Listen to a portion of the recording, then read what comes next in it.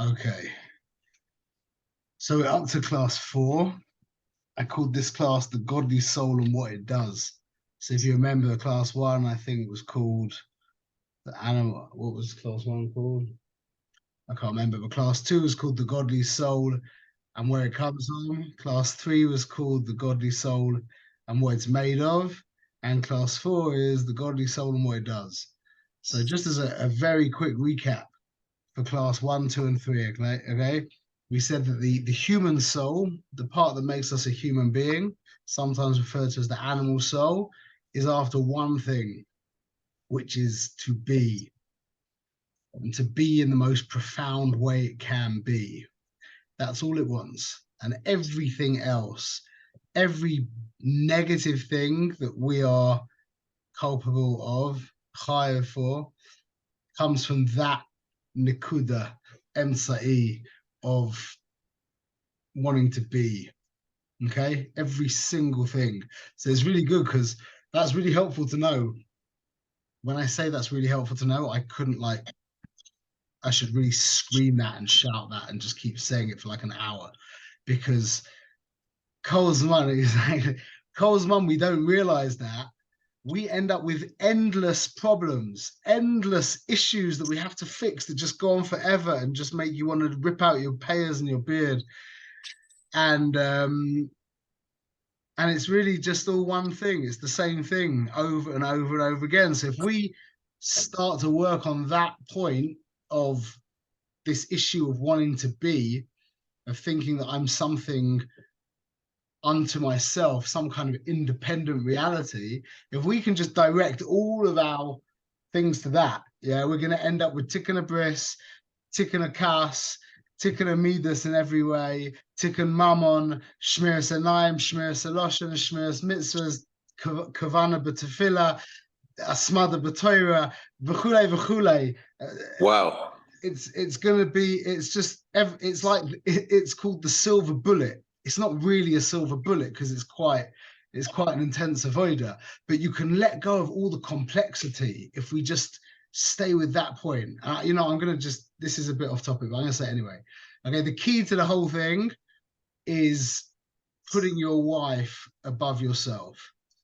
If you can get to that point, if you can make your wife more real to you than you are to you, then you like hit the air current, like the hot air current that just takes you up. If you can do that, if your wife can become more real to you than you are, then you've won. You finished. You're done. It's just a matter of time. But so now the question is, how do you get there? Because that's not so posh, as I'm sure we all know. Yeah. So this is how I see it: is the way of making your wife more real to you than yourself is by taking yourself less seriously. So now, how do we take ourselves less seriously? And I think the whole thing begins with being on time. That's the very beginning of everything. I'll explain. It sounds funny, but I really mean this. When we commit to a time, now the reason why we don't get there on time, obviously, is because we feel that we are more important than the commitment.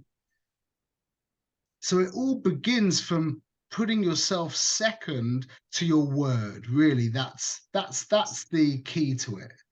If you want to be OCD is generally a very, very bad thing. But if you want to be OCD about keeping to your word, that's a very, very good thing. In fact, I can't think of anything much better than that. OCD about keeping to your word, that will help you to stop taking yourself less seriously, because you will be secondary to your word. And then if that's the case, you start taking yourself less seriously, then you've got a good chance of taking your wife more seriously. And then eventually she'll become more real to you are. And then you're just a hop, skip, and a jump away from actually getting synced in with reality. B'ezrat Hashem. Okay, but that was a side point. So that was chapter 1. If we could just get very clear on the fact that that's our problem, that we're just really caught up in this need to be. Chapter 2, we said that our neshama is basically a chelek Elokai. It's from the Ribbono Shel Olam himself. It's like him embodied. It's like when I say to you, are you your neshama?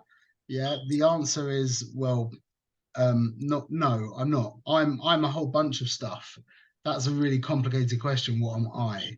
Okay, I have a human element, and because I'm Jewish, that means I have the Shekhinah resting within me, mamash. I have the Ribono Shel Olam in me. Okay, am I my nefesh lakis? I mean, I'm trying to identify with that chelik of who I am, but I'm much more than that. More than that. That's not the right way to say it, but it's more. The story's bigger than that. But I have a neshama. A tzaddik would not say I have a neshama. We say neshama shenasata bi toirahi, the neshama that you put inside me. So who's the me? That's a regular. Whereas Hillel said, I'm going to the bathhouse to take this. I'm going to do chesed with this aluva, the goof. Basically, he saw himself. He didn't say neshama shenasata bi, or when he said it, he kind of like smiled as he was saying it, because his perspective was from the godly soul.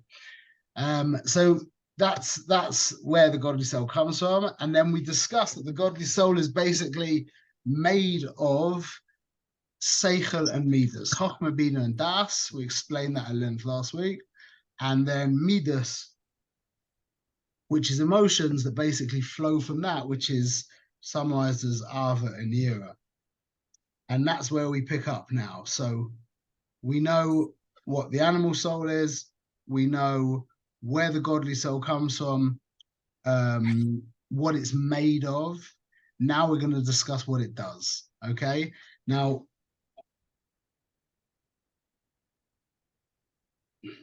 what we're going to be talking about, we're going to be talking about garments, levushim. Yeah, you guys have heard of levushim before?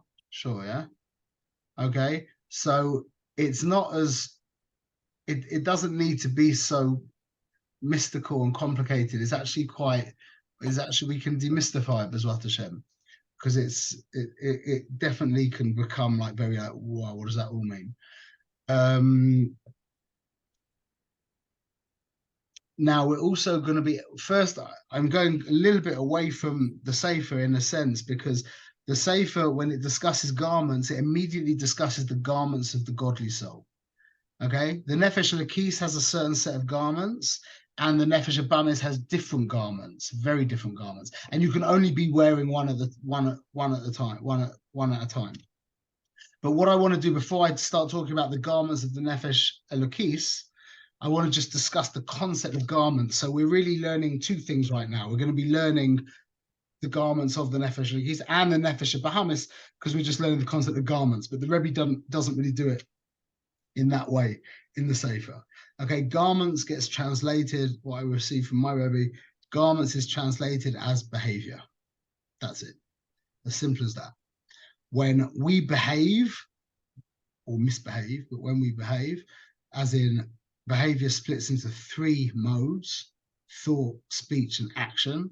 Okay, thought is also considered a behavior. When we behave, when we think, when we speak, or when we do, our soul is becoming enclosed. That's what it is. That's really all it is.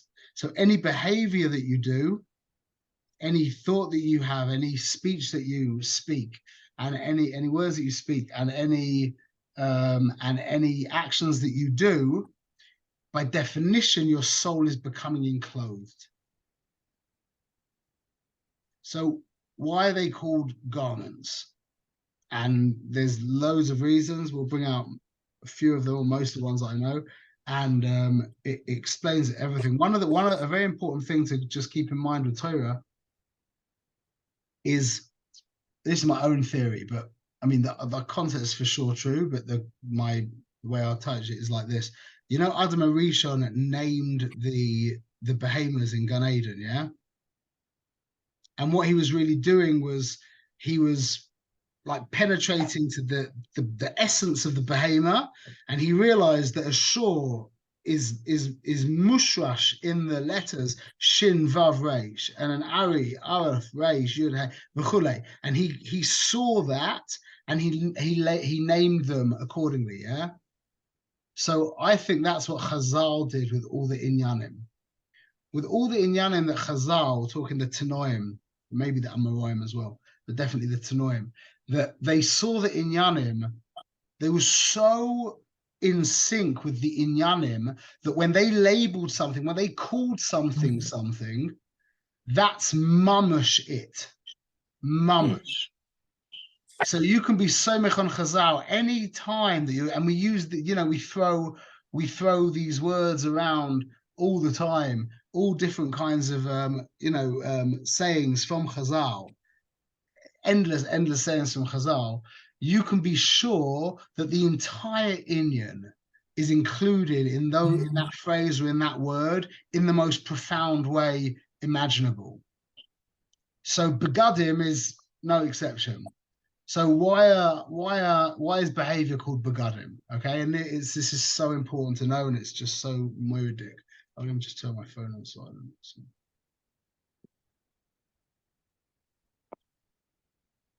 Okay, so the first thing is that, and this is really probably the foundation of it all, is we express ourselves through our garments.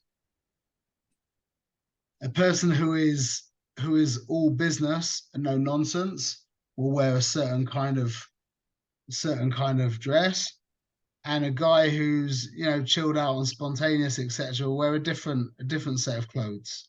Clothes express the person. Would you say that somebody that wore the same outfit every single day, about 100 black shirts, 100 black pants, or white shirts and black, that's all he wore, like me, is allowed to show an expression of yourself? So that's a really good question. Just because clothes do express you, they don't have to express you. So women who are, women, it's much more applicable to women because women are much more emotional, and it's really the emotions that, we'll see that in a minute as well, but it's really emotions that are getting expressed more than intellect. So the fact that I literally have worn the same thing for the past 20 years is not a steer to the idea. I hear what you're saying, but the concept is that clothing express the person, or at least can or should express the person. Well, even that's expressing expressing that you're not expressing yourself in clothing. So it's like you're expressing that you have a higher. Yeah, I was thinking that as you're saying that. Yeah, agreed, 100%. Okay, garments are also external to you. They are not you. You are not your action. Nearly everyone knows that. Most people know that. Yeah, you are not your speech. A lot of people know that. But the chiddush is you're not your thinking. Most people don't know that. Thinking is something that either happens to you or that you do, but it's not you. So I had a friend, I tell you, I'll let into it. My brain, the way my mind works, but I'll tell you, this morning I was sitting there holding a Sefer Torah. I got not the Hagbah at the end where I sat with the Sefer Torah, but the closed one. So I sat with the Sefer Torah, and as the guy's like wrapping it up, my brain said into my head, like, imagine what would happen if you threw the Sefer Torah on the floor. Yeah, like my brain said that to me. I'm not even gonna tell you, some of the things my brain says to me is like wacky. And everyone has the same thing, you know. Everyone's like sitting there thinking, yeah, I say this, like, you know, I'm not even. So I had a friend of mine who's a psychologist, whatever, I don't know. He a therapist. He told me about he had this kid who came to him saying, I'm suicidal. And he was like, okay, why? This I think it was a girl. She said, every time I'm walking down the street, I just keep thinking about jumping in front of the cars. And that's not called suicidal. There's just certain minds that put things together. Like, you know, there's people who walk into your house and they like, you see them as they walk in, they're checking out everything, like the Terminator, like everything, you know, and then you get other people who walk into your house and they're just looking at you. They don't even recognize that they walked into a house. You know what I'm saying? People's minds work in different ways. Yeah. So thinking, it's not really a revelation of you in many ways. There also is as well a little bit, but keep that in mind, that negative thinking is not you. It really isn't you, and you don't have to think of yourself. It's just the way your brain works. It's just like, I tell you, I thought of myself as a rusher for many years, because when I walk up my stairwell, I'd like, if I was carrying one of my young children, it would flick through my mind like the thought of what would happen if you dropped him down the stairwell. It's like, I'm shocked by the fact that thought came into my mind. And then one Shabbos, this was only a few months ago, I was walking up the stairs holding my shtender with a bunch of Sfarim. And the same thought was like, what would happen if the Sfarim and the shtender fell down the stairs? So it's not any kind of psychotic craziness. It's just some people's mind, they see X and they see Y and they put it together. They see a big drop and they're holding a watermelon, and it flicks through their mind, the drop, the watermelon, you put it together. You understand? It's a very important, it's very freeing, it's very liberating to know this. So we're not our thinking, and we're definitely not our speech, and we're also not our actions. They're external to us, just like garments. Okay? You can put them on and take them off at will. Behavior means I can stop behaving any minute I wish. Now we know that I can stop doing whatever I'm doing, and I can just stop speaking whenever I want to speaking, when I want to stop speaking. What about stopping thinking?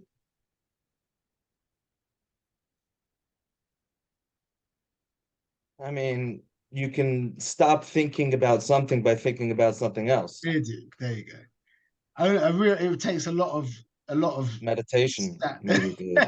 It takes a lot of skill and practice to actually be able to still your thoughts, but to distract your thought from one thought to another, everyone can do that. Absolutely. But if I tell you don't think of an elephant, can you actually not think of an elephant? Well, I will immediately, once you say that to me, I'll start looking behind me and start looking at the picture and start analyzing how it's square. I like the colors. I think of the frame around it. And within about 10 seconds, you've forgotten about the elephant completely.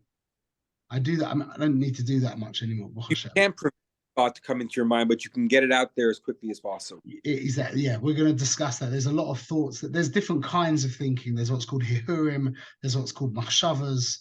There's kavana. There's mishatetef.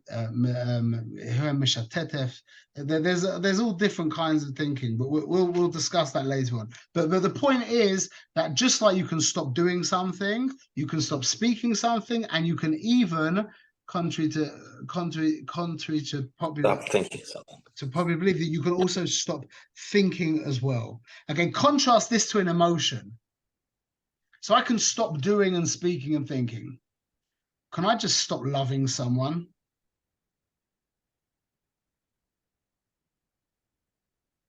In the same way that I can stop, in the same way that I can just stop speaking, could I stop loving someone?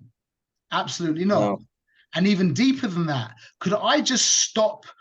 Could I just stop and decide that 2 times 2 doesn't equal 4?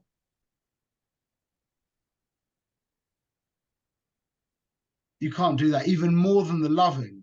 See, over a certain amount of time, I could eventually come to not love someone that I love already with whatever.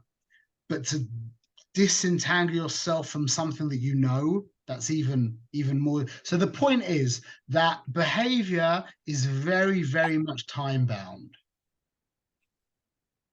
Emotions are less time bound, and intellect is even less time bound.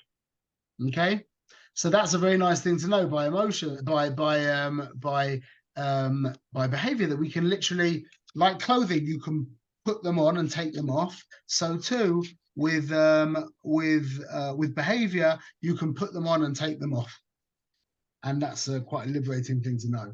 Okay, the idea of wearing a false garment. Okay, you could wear a garment. See, like we said, garments are there to express and reveal who you are, but you could also disguise yourself with a beged, meaning I could behave the opposite of who I am. And this is really a big foundation of Yiddishkeit, is if I'm an angry person, I don't have to behave in an angry way. Just like if I'm feeling sad, I can dress up in very happy clothes. Okay? It's a very, very important point. That's called moyach shole alalev. Means, for example, I was thinking this the other day, your brain, although you might not think this, you'll see in a second, your brain is, unless you're actually sick, your brain is always in control of your behavior. An example, yeah, guy hasn't been, guy's quit smoking for 8 months, and he's had a crazy day. His wife's been annoying. He's like, he hasn't eaten properly. He's tired, and it's like, that's it. He's got the cigarette in his. There's nothing you could do, nothing you could say. Yeah, he's got the cigarette in his mouth. He takes the lighter, and you come up to him and you say, "I'll give you $1,000 to put that cigarette on the floor and stamp it out and smash it."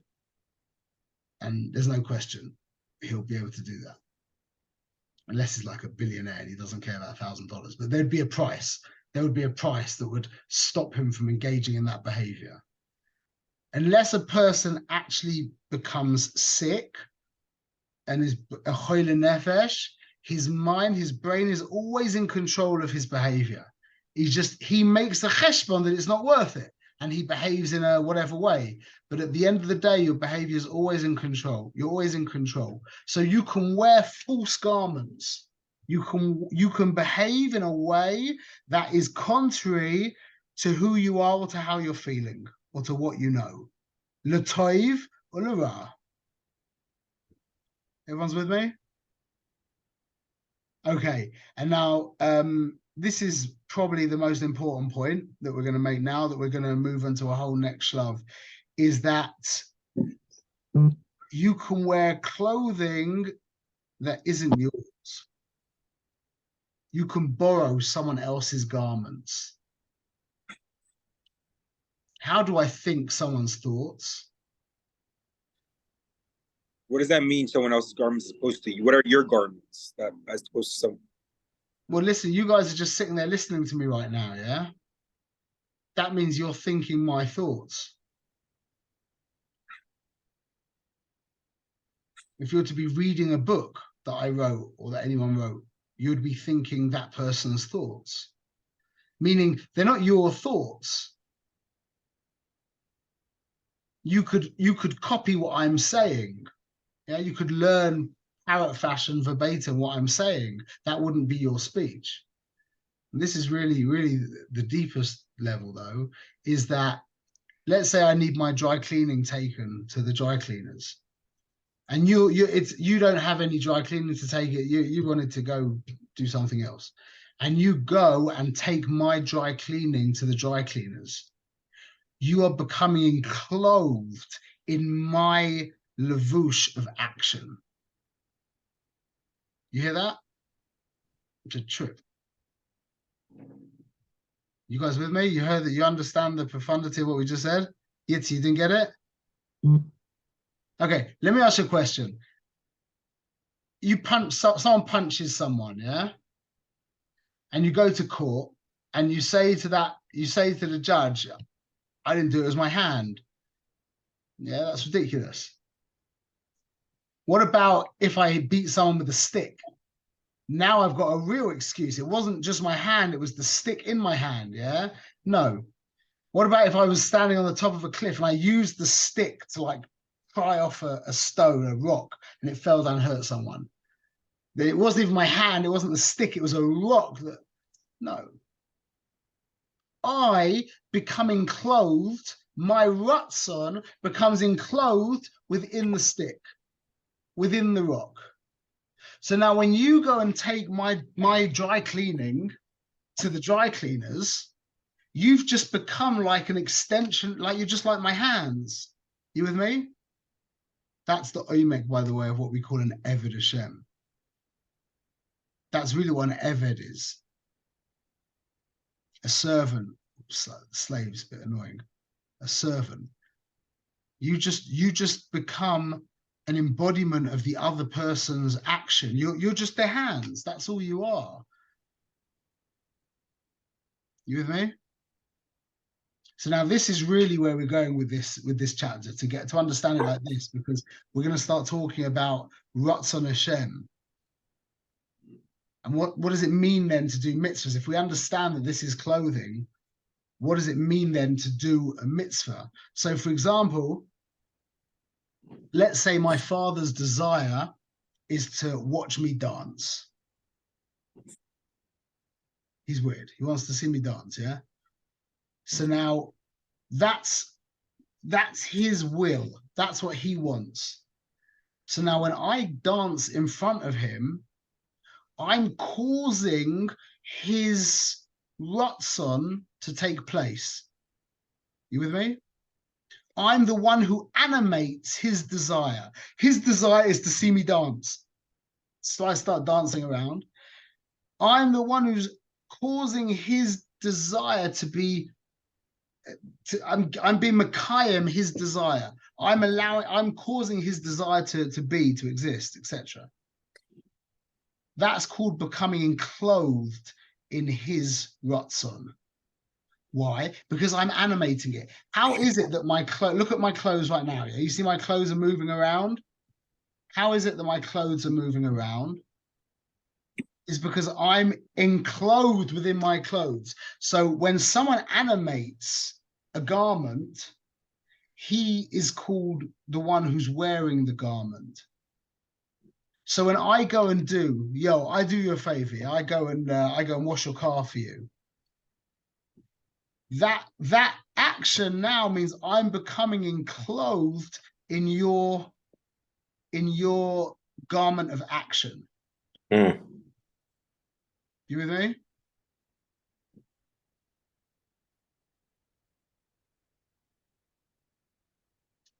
Okay, so let's put that to the side for a minute because we need to go off topic and talk about something else for a minute, and then we're going to bring it back together as well to Shem. Okay, emotions. So we've just discussed garments. Translation of garments, of begadim, of levushim is behavior. Yeah, thought, speech, and action. Now, emotions. What is it that actually animates? What causes you to behave? What causes you to think, speak, and do? Motivation. Yeah. What is that? What is motivation? What is the motivation? Desire. So it really boils down. Well, really everything is. If you're going to call that ratzon, that's like the beginning, almost the beginning of the whole system. But basically, what causes behavior is emotion. Emotion cannot not express itself in behavior. Does that sound right? Emotion needs to express itself in behavior. Literally needs to. Or if what? The emotion is sorry. Or what? If it doesn't, then just I don't follow. When you say need, what does that mean? Yeah, if you have a genuine emotion, a deep, tangible, palpable emotion, if you don't express it, you will feel the effects of that. That will feel like genuine. That will feel like suppression. That will cause some kind of physiological discomfort and psychological discomfort, and depending on the level of it, it will explode at some point or whatever. It's called suppression. Emotions need to be expressed. So now the way they're expressed, that's different. That can take on endless forms. But the idea of we could really describe an emotion as the body's reaction to the mind. The way you think about something, really the way you understand it. I don't want to get too involved in the difference in understanding and thinking, but it gets quite complicated to work out how the whole thing works. But let's just keep it simple right now. That we'll just say the system goes like this, and it is more complicated than this, but we're just going to say the system goes like this. Intellect causes emotions, which spur action or behavior. Okay, so from intellect is born emotions, and from emotions is caused behavior. So the way we understand something is the way we're going to feel about it. So when I tell you about, you know, the tragic cruelty that's going on in the Ukraine right now, whatever, then you will have certain emotions towards that. And the deeper we explain that and give it length and breadth and depth, the deeper the emotions will be towards that. And if the emotions get really, really genuine, like mama's genuine, you will go and do something about that. Whether it means donating money or strapping on some combat gear and flying over there, I don't know, that'll take some crazy emotions, but it will express itself somehow. So I'm going to show you, I'm going to do a quick screen share because this is really a cool thing. 1 minute. Can everyone see this?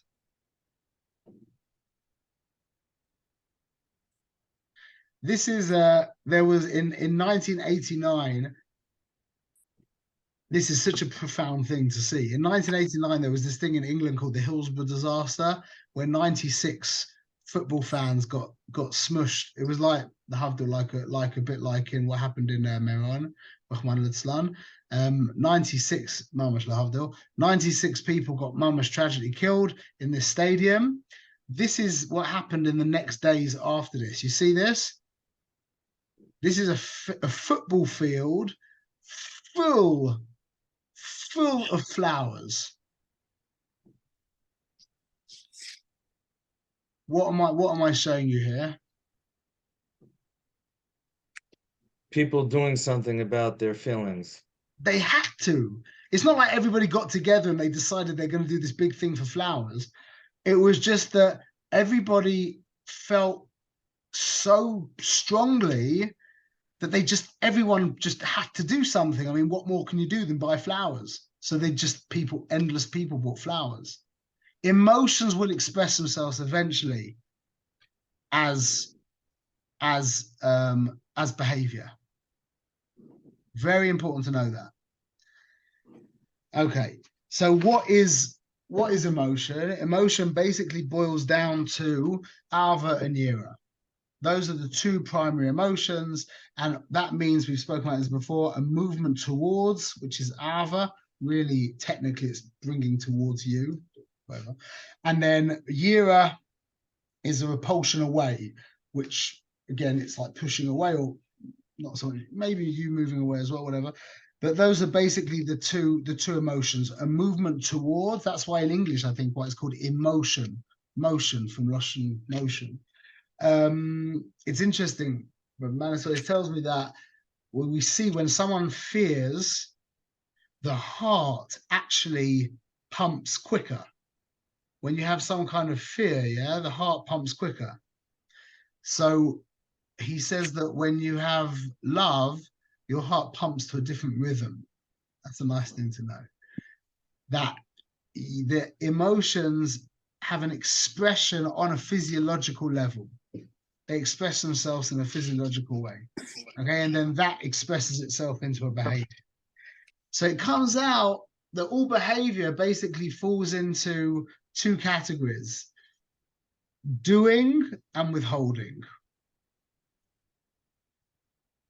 In context of a relationship with our wife, we have the behavior of buying her flowers, and we have the behavior of holding back, saying something nasty. Which emotion causes which behavior? Obviously, Ava motivates us to buy her flowers. But our Ava for her doesn't necessarily motivate us to turn off the mazgan when she's cold and I'm still hot. I could love her, but that wouldn't be the motivating factor that would allow me to stop something or to put myself smaller than her, make her more important than me, because when I love her, it's about me loving her. But when I respect her, now she becomes more real to me. That's why a relationship is always, the foundation of every relationship is always Yira, respect. Ava is on top of that.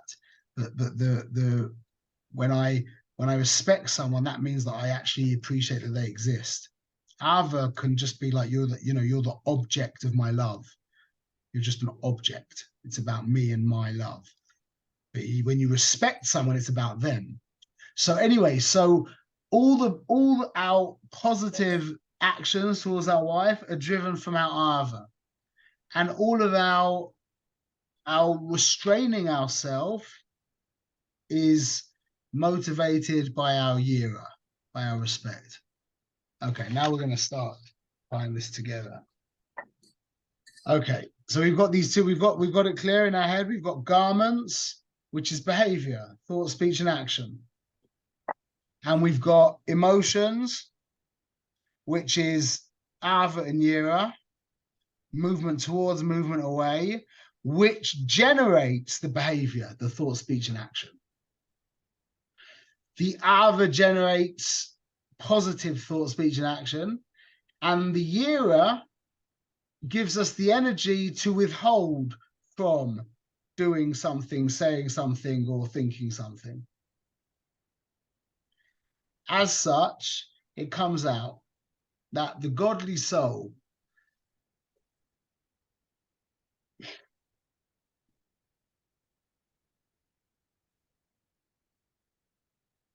remember we were saying that garments express who you are. What does the godly soul want? We didn't really say this yet, but this is what we're saying now. What's the agenda of the Nefesh Elokis? Well, the agenda of the Nefesh Elokus is, I would say, for the Nefesh of Bahamas to not exist. In other words, like not exist, but in other words, if you're saying that all the Nefesh of Bahamas wants to do is to be. So I would imagine that the Nefesh Elokus, it's not that it wants to be, it just, the Nefesh of Bahamas blocks it, so it's just a complete flow. But what does it want? You're right, the Nefesh of Bahamas interferes with it. Nefesh of Bahamas has its own agenda. You know what the agenda of the Nefesh Elokis is? It doesn't have an agenda. It just wants to do Ratzon Hashem.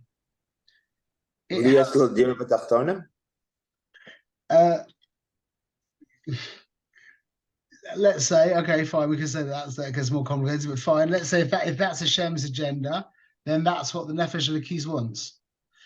Meaning the Nefesh Elokis, like what? Give me some examples of garments that your animal soul wears. Garments. Every single thing that you think, speak, and do that isn't kadosh is an example of the garments of your animal soul. All behavior that isn't godly is your Nefesh Bahamas expressing himself. The Nefesh Elokis is opposite of that. The Nefesh Elokis doesn't have any self-expression. All the Nefesh Elokis wants to do is express the Rabbeinu Shloilem. That's because that's what it is. That's all she is. She's the Rabbeinu Shloilem stuck inside you. That's what your Nefesh Elokis is. That's what your Neshama is. It's just God stuck inside you. Now, is it going to be that he's stuck inside you? That would be like a Russia, where he's stuck and he's incarcerated within you and he's like bound up, he can't do anything. Or is he being zeicha to express himself through you? That's called behaving like a tzaddik. So when I wake up in the morning and I go daven, so now why am I davening? I'm davening because I want something, or I'm davening because Hashem wants me to daven? I don't know. That's for you to No, I'm saying, so if I'm davening because I need something from Hashem, so that's a mitzvah. There's a mitzvah to daven for your tzwachim. So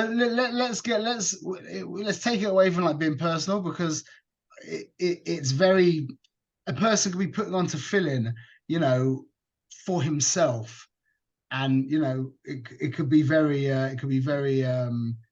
not, you know, not godly, and a person could be sitting there eating kugel and being very godly. So it's very dependent on the person. But the point is that the Nefesh Elokis expresses herself through Torah and mitzvahs. She does, if it's not Torah and mitzvahs, but like Yoel and me have been speaking about this like whole meditation thing, that if a person's like meditating deeply and having these amazing spiritual experiences, yeah, if it's not kosher to Torah and mitzvahs, it is not an experience of the Nefesh Elokis. And if it's not kosher to Torah mitzvahs, the Nefesh Elokis is in a dungeon as deep as when the person is pressing on you know, kugel and chiller on a Thursday night, if they're doing it for their own selfish purposes. The same dungeon, and maybe even a deeper dungeon, because Ruchnius is a greater pleasure, maybe. But the Nefesh Elokis is only expressing, she can only express herself through Torah and mitzvahs. That's it. If it's not Torah and mitzvahs, it's not the Nefesh Elokis expressing herself. Now, what's Torah and mitzvahs? Torah and mitzvahs, like we said, can literally be anything. It can't be an Aveira, but it could be any reshus, any mutter action that's al manas, that's the shame mitzvah. You with me? That becomes a mitzvah. So like, as I'm walking to shul, there's no mitzvah to walk. It's not like, you know, there's no mitzvah to walk like there is to put on tefillin. But if I'm walking to shul, and going to shul is a mitzvah, davening in shul is a mitzvah, now the walking becomes an expression. The Nefesh Elokis is expressing herself through the walking. You with me? So now, let's do what we're going to try and do here now is ridiculous, but let's try B'ezrat Hashem. So what is the Torah? What kind of question can we ask such a thing? What is the Torah? So the Torah is summarized in 2 words, and we'll add on Yisborach, so 3 words. Chachmasai v'Ratzonai. We say Ratzonai v'Chachmasai Yisborach. His will and his ratzon. That's Torah. When we say Kudsha Brechu Raisa Kuluchad, that Hashem and his Torah is one, we are referring to the fact that he is one with his will and his wisdom, with his ratzon and with his chokhmah.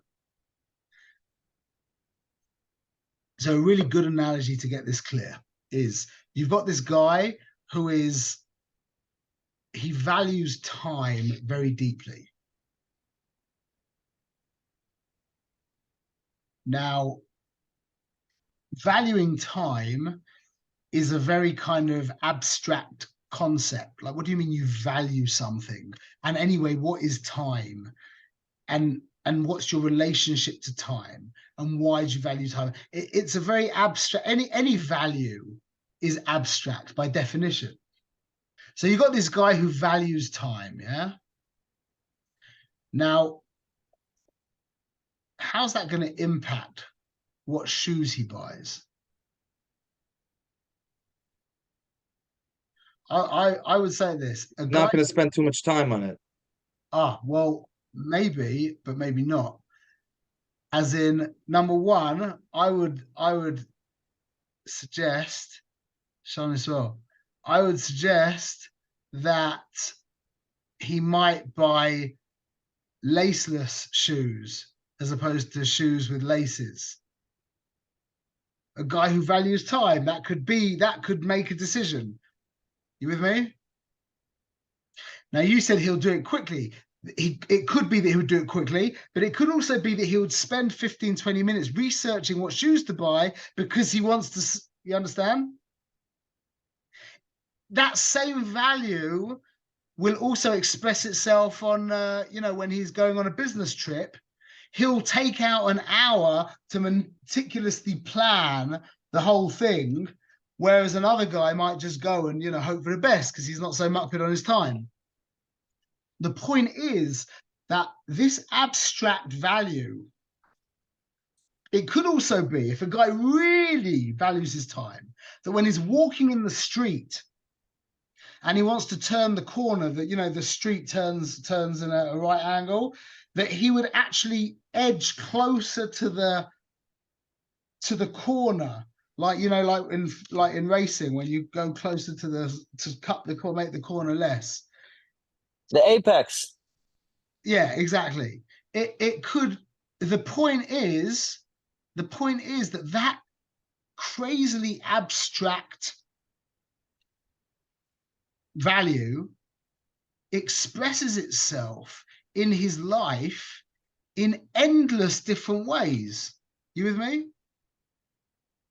So when you're seeing him buying shoes, or you're seeing him researching the shoes, or you're seeing him planning his business trip, or you're seeing him cut the corner quicker as he's walking so-and-so place, you're not seeing slip-on shoes and Akira's in Amazon and the guy planning a business. You're seeing this man's valuing of time. You with me?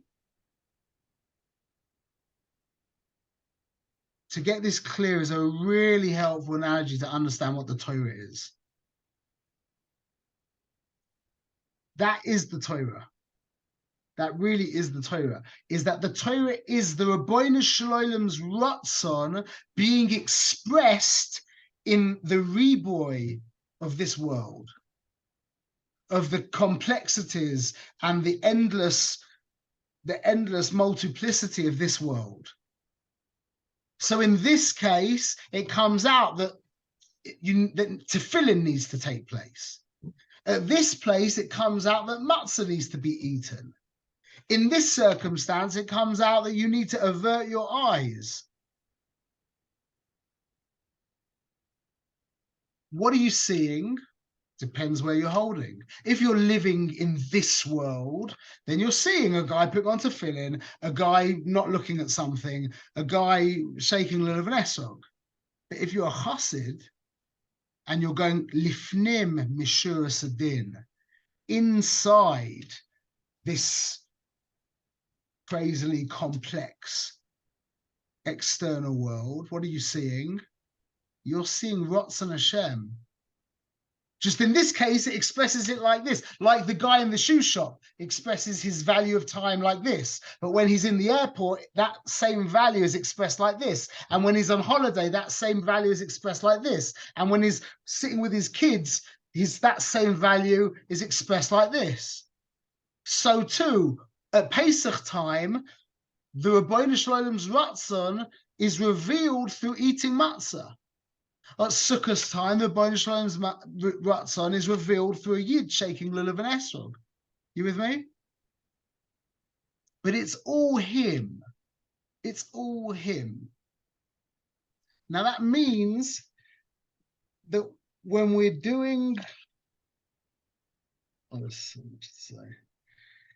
that means that when we are doing mitzvahs, we are wearing his garments. We becoming clothed in him.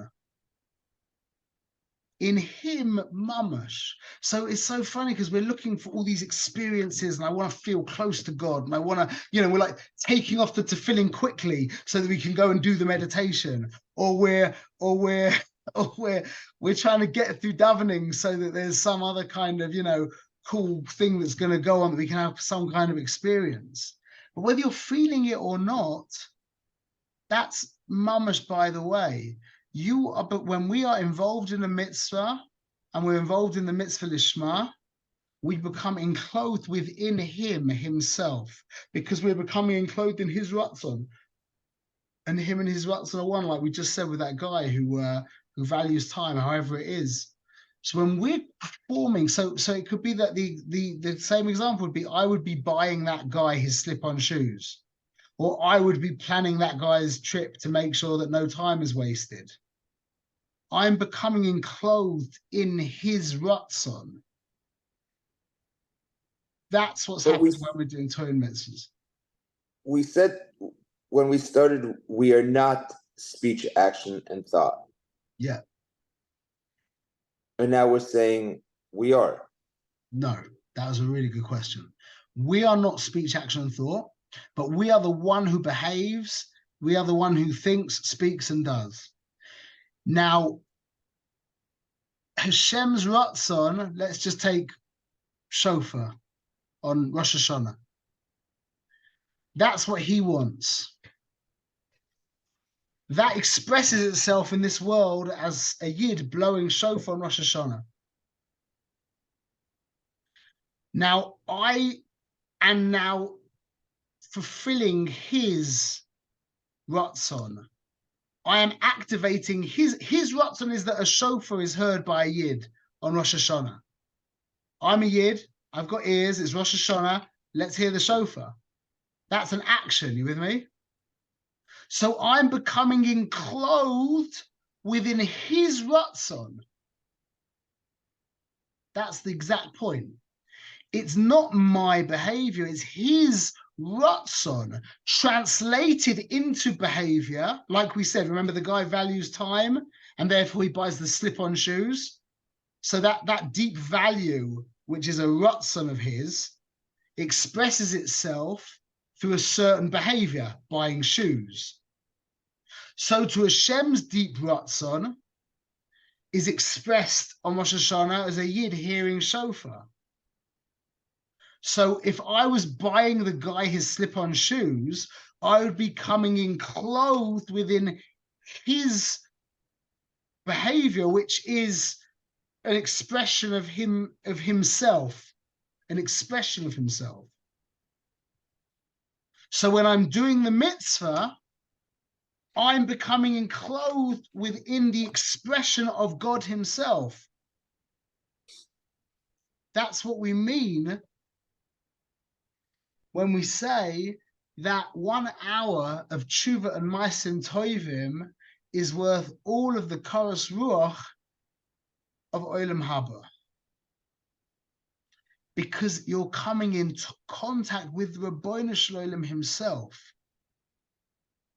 Just like when you're buying, if that guy is all about time he all about valuing time. When you're touching one of his, or when you're performing one of his actions that is about saving time, you're touching him. It depends where your mind is. If your mind's on the shoes, then you're not touching him, you're touching a pair of shoes. But if your mind's on him, the shoes dissolve, and all there is him. That's the exact same thing with the mitzvah. It depends where we're holding. It depends if we're a chassid or not. When I say chassid, I don't mean like this. I mean a real chassid. Are we going inside? That's what a chassid is. Lifnim Meshur Sadin. Are we going inside to him? Or are we stuck on the external, in the external world, and we're holding like this funny stick and a lemon thing? Or are we going inside and the stick and the lemon and the dasna, that all just disappears, and there's just Ratzon Hashem? You with me? This is mitzvahs. Mitzvahs means becoming enclosed in the Ribbono Shel Olam himself. And that's tshuva and ma'asim tovim. You know, the Mishnah says, yeah? Rabbi Yaakov says, Yafa sha'achas b'tshuva ma'asim tovim b'olam hazeh mekol chayei olam haba.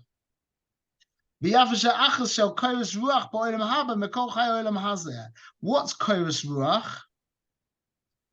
Oh man, Yo just went just for the bit that he needed to hear. Okay. That koros ruach is the spiritual experience. That's what Olam Haba is about. Olam Haba is about experiencing God. But this world is about Dveikus, which means becoming godly. It's very different, experiencing something and becoming something. In Olam Haba, you sit back, so to speak, with Olam Haba is a loose term, like Olam and Hashamas, whatever he's talking about in the Mishnah. You sit back and you're watching the Rabbeinu Shalom and you feel a certain way. In this world, we're becoming one with the Rabbeinu Shalom Mamash. And that's why it says tshuva or maisim tovim. We'll finish on this. Why tshuva or maisim tovim? What's tshuva? What's maisim tovim? Like we said, I said this to Yitzi the other day.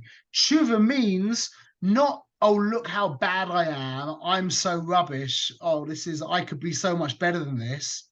Tshuva, real tshuva, deep tshuva is the Rabbeinu Shalom deserves so much more from me. He deserves so much more. That's tshuva. I'm returning to him. It's not about me. It's not about me being the best I can be. And it's about what he deserves. That's tshuva. And then what's maisim tovim? So we can translate the word tov as transparent. From tshuva comes maisim tovim, meaning I'm doing actions that become transparent. And that's exactly what this parak is talking about, is the actual action becomes like the buying the shoes. It becomes irrelevant in a sense. There's other bechinas as well, we're not talking about right now. But on the bechina we're talking about right now is that when I'm doing the mitzvah, the external trappings of it become very secondary. And I'm focused on the fact that this is Ratzon Hashem. It happens to be that in this situation, Ratzon Hashem means to put tzedakah in this guy's hand. And in this situation, Ratzon Hashem means not looking at that woman who walks past me. But it's not about the woman, and it's not about the tzedakah, it's about the Ratzon Hashem. That's maisim tovim. That's when the maisim, the actual maisa, becomes transparent. And that's why it needs tshuva, because without tshuva, there can't be maisim tovim. You with me? If you don't sink your mind back to the Rabbeinu Shalom and put him in the middle of your reality, then your actions are not going to be transparent. Your actions are going to become opaque. And now I'm putting tzedakah in the pushka. Now I'm not looking. Now I'm practicing the art of shmiras einayim. No. This is the Rabbeinu Shalom, and this is the Rabbeinu Shalom, and this is the Rabbeinu Shalom, and this is the Rabbeinu Shalom. That's tshuva maisim tovim.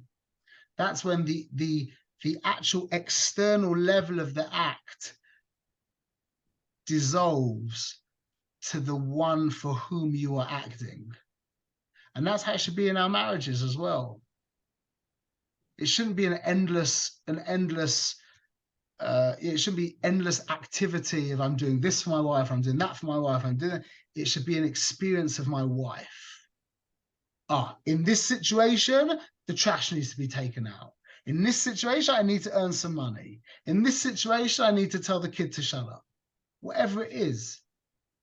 Do you hear like that? That's freedom from the self.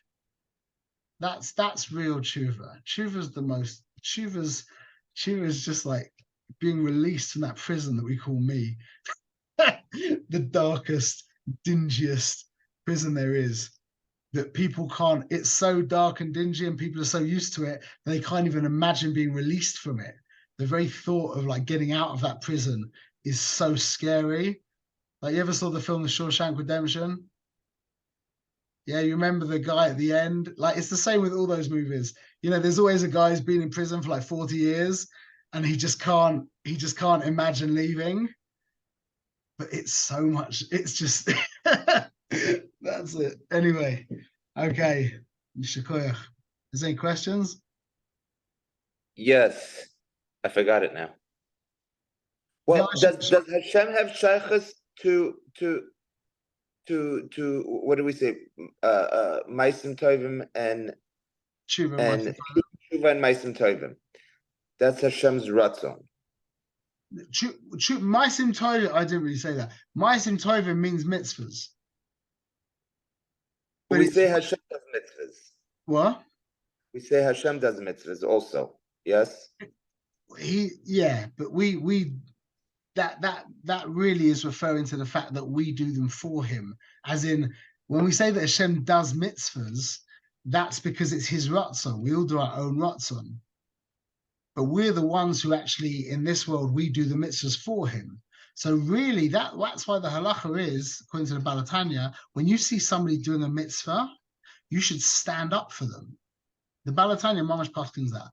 You should stand up. When you see a guy doing a mitzvah, you see a guy putting on tefillin, you should stand up. Why? Because you're not seeing a guy putting on tefillin. You're seeing a portal opening up and the Rebbeinu Shalom pouring into his world. What, you wouldn't stand up for that? You shouldn't be able to sit back down after seeing that. In truth, you should really fall on the floor, prostrated, and just start screaming Hashem Hu Elokim, Hashem Hu Elokim, Hashem Hu Elokim, and not be able to stop until the guy like goes from your presence.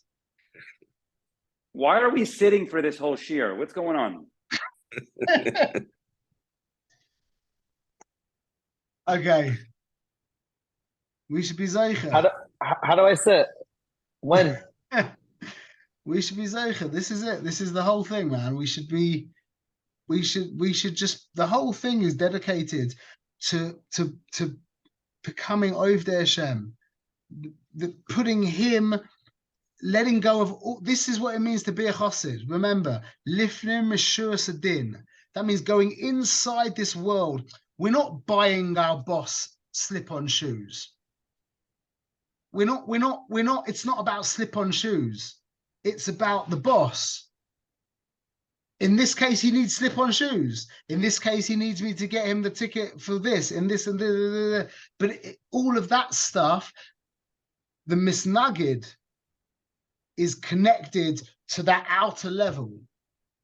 The chassid is connected to the one who is being expressed through that behavior. And that's mitzvahs. All of this, by the way, I made these like very extensive notes. I put a lot of time into this. They're in the link. You can print it out and you can go through the whole thing. It's got everything as we've basically, not word for word, but I just read from the script kind of thing. Okay, I'm gonna go. Thank you, Rabbi. Unbelievable. Thank you.